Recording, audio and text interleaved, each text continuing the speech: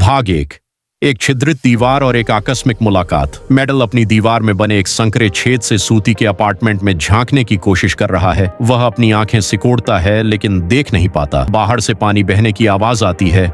Medal का उत्साह बढ़ता है। वह चुपचाप अपने कमरे से निकलकर सूती के दरवाजे तक जाता है। सूती का दरवाजा रात। मेडल दरवाजे की दरार से झांकने की कोशिश करता है। वह एक अजीबोगरीब पोज में झुकता है। अचानक सुजुकी मेडल को उसी अवस्था में देख लेती है। वह लिफ्ट से नीचे आई है। मैं यहां नहीं रहती, मैं बस नीचे अपने भाई के लिए खाना देने आई थी।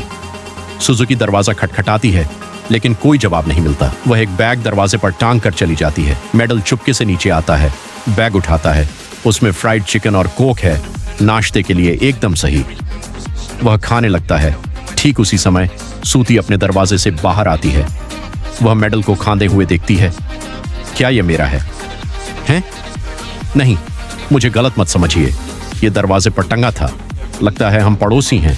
मैं सूती हूं, मैं मेडल हूं। मैं नाश्ता बना रही थी। क्या तुम रात के खाने पर आओगे? हाँ जरूर। सामान्यता की आड़ में हत्या सूती मेडल को खाने पर बुलाती है। मेडल स्वादिष्ट भोजन का आनंद लेता है। मेडल सूती को पसंद करने लगता है। अपनी पतनशील जीवन शैली को बदलने की कसम खाता है। वह झांकना बंद कर देता है। मेडल अपने माता पिता को चिंतित करना बंद कर देता है। वह एक सज्जन व्यक्ति बनने का संकल्प लेता है। मेडल पढ़ाई कर रहा है। सूती के दरवाजे की आवाज सुनकर वह अनजाने में फिर से दीवार के छेद से झांकता है। आज रात सूती कुछ अजीब लग रही है। सूती के साथ एक आदमी है। सूती न केवल एक रेनकोट वापस लाई है बल्कि उस आदमी को भी वापस लाई है। क्या वह उसका प्रेमी है? वह देखता है कि आदमी सूती को पीछे से गले लगा रहा है। उफ!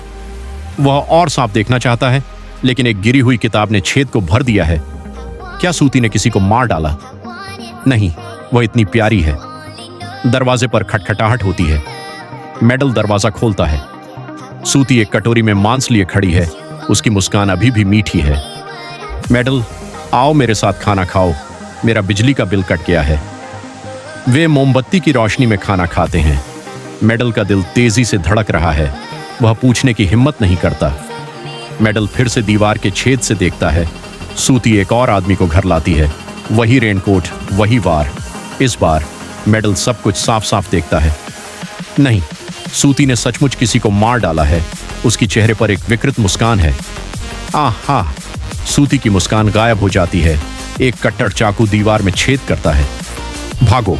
वह बाहर भागता है। सूती का हमेशा का मधुर व्यवहार बदल जाता है। वह पागलों की तरह उसका पीछा करती है। मेडल को छत पर घेर लिया जाता है। तुमने मुझे तुम्हें मारते देखा। चाकू करीब आता है।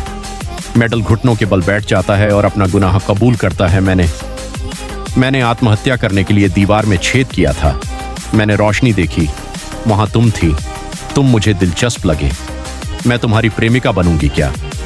सूती आगे झुकती है और मेडल को चूमती है। मेडल और भी हैरान होता है। सूती फिर उसकी आंखें ढक लेती है और फिर छोड़ देती है। मेडल अपनी पतित जीवन शैली छोड़ देता है। वह दिन में कड़ी मेहनत करता है और पैसे कमाता है। रात में वह दीवार के पार सूती से बात करता है। सूती अब मेडल पर ज्यादा भरोसा करती है। वह अपनी हत्याओं को भी नहीं छिपाती। सूती ने मेडल से उसका सामान ढोने के लिए कहा है। लोग मेडल को अजीब नजरों से देखते हैं। मैं कॉलेज प्रवेश परीक्षाओं में असफल रहा और वह एक प्रसिद्ध स्नातक छात्रा है। सूती की पूर्व पत्नी आती है और पूछती है कि मेडल कौन है? ये मेरा प्रेमी है। मैं फिर से पढ़ूंगा। मैं तुम्हारे ही विश्वविद्यालय में जाने की कोशिश करूंगा। सूती टहलते हुए अचानक रेनकोट पहनकर हत्याएं करना शुरू कर देती है। वह कोण बदलती है ताकि खून मेडल के कपड़ों पर न गिरे। सूती, तुम ऐसा क्यों करती हो? मैं दोषी व्यक्ति को मारती हूं, इतने सारे लोगों को। और पुलिस? मेडल को सूती का संदेश मिलता है। आज रात 10 बजे मेरे कमरे में जरूर आना। मेडल खुश होता है, नहाता है, कपड़े बदलता है। ठीक 10 बजे मेडल दीवार से लगकर सुनता है, सूती ने एक आदमी को बांध दिया है। यह किमुरा है, पहली मंजिल का पड़ोसी जो बिल्लियों को खाना खिलाता था। सूती, रुको, किमुरा दोषी नहीं हो सकता। वह है सूती। किमुरा को मार देती है। मेडल दौड़कर आता है। सूती जा चुकी है। एक विशेष दल किमुरा के अंगों को आरी से अलग कर रहा है। वे उपयोगी अंगों को संरक्षित कर रहे हैं। सूती ने उसे क्यों मारा? प्रशिक्षक मेडल को किमुरा के कमरे में ले जाता है। कमरा विकृत यातना उपकरणों और मरी हुई बिल्लियों से भरा है। किमुरा बिल्लियों को वापस पाने के लिए विच्छेदन का दुरुपयोग करता था। वह दयालु नहीं है। अगर वह दोषी है तो उसे कानून द्वारा दंडित किया जाना चाहिए। सूती आती है और उसे गले लगाती है। मेडल भाग जाता है। सुजुकी, किमुरा की बहन, आती है। मेडल उसे सांत्वना देता है। सूती यह देखती है। वह सुजुकी को चाय पर बुलाती है। वह उसे मारना चाहती है। मेडल सुजुकी को छोड़ने का बहाना करता है। सुजुकी चैन से नहीं बैठ पाती। वह मेडल से यानागी को ढूंढने और दरवाजा खोलने के लिए कहती है। मेडल और सुजुकी सूती के कमरे में जाते हैं। कमरा अब बिल्कुल अलग है। मेज पर एक यात्रा कार्यक्रम रखा है। तुम और सूती दो अलग अलग लोग लगते हो, है ना? तुम मेरे पीछे भाग रहे हो। क्या सूती नाराज नहीं होगी? बिल्कुल नहीं। वह बस किसी की जान लेगी। कुछ दिन बाद सुजुकी फिर मेडल से मिलती है। सूती उन्हें देखती है। सुजुकी को बेहोश कर देती है। सुजुकी ने कोई अपराध नहीं किया, लेकिन वह एक उपद्रवी है। हमें उससे छुटकारा पाना होगा। मेडल दखल देता है और सुजुकी को बचा लेता है। उनके बीच दरार गहरी हो जाती है। मेडल सड़कों पर घूम रहा है। दो अजनबी उसे पकड़कर गाड़ी में बिठाते हैं। वे स्थानीय गिरोह के सदस्य हैं। सूती ने पहले एक गिरोह के सदस्य की हत्या की थी। वे सूती से हत्या में मदद करने के लिए कहते हैं। सूती मना करती है। गिरोह का सदस्य मेडल के चेहरे पर कट लगाता है। यह चेतावनी है। अगर उसने मना किया तो अगली बार तुम्हें मार डालेंगे। सूती मेडल के जख्मों को घूरती है। वह गुस्से में बाहर जाने को तैयार होती है। प्लीज सूती, भले ही मैं मारा जाऊं, मैं नहीं चाहता कि तुम और हत्याएं करो। सूती रोती है और वहां से चली जाती है। दोपहर में एक चेतावनी आती है। सूती को निर्माण कार्य शुरू करने के लिए तैयार रहने को कहा जाता है। मेडल पूरी तरह से भ्रमित है। मेडल फिर से दीवार के छेद से देखता है। सूती एक और हत्या करती है। इस बार उसके चेहरे पर मुस्कान नहीं है। वह दुखी है और रो रही है।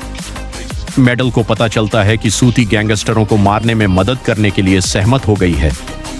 मेडल सूती का मनोरंजन करने के लिए याकुजा बेस आता है। वह उन्हें अकेले चुनौती देने का फैसला करता है। वह बहादुरी से लड़ता है, लेकिन हार जाता है। जैसे ही मेडल मारा जाने वाला होता है, रोशनी अचानक चली जाती है। एक धुएं का पर्दा डाला जाता है। सूती एक रेनकोट में आती है। उसकी आंखें ठंडी हैं।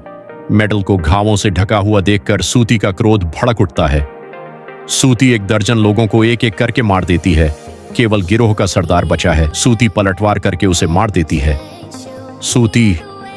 मेडल को अब समझ आता है, सूती की हत्याएं याकूब द्वारा मजबूर नहीं थीं। वह आदमी भी गिरोह का सदस्य था और अपने अपराध कबूल करते हैं। दोनों सुलह करते हैं। वे एक साथ अपने मधुर समय का आनंद ले रहे हैं। मेडल को अचानक पेट में दर्द होता है। वे दूर चले जाते हैं। तुम अब अपराधियों को भी नहीं मारती। मेरा एक नया लक्ष्य है, भेड़ और भेड़िए के बीच की प्रेम कहानी। प्यार करने के लिए आपको एक सामान्य इंसान ढूंढना होगा।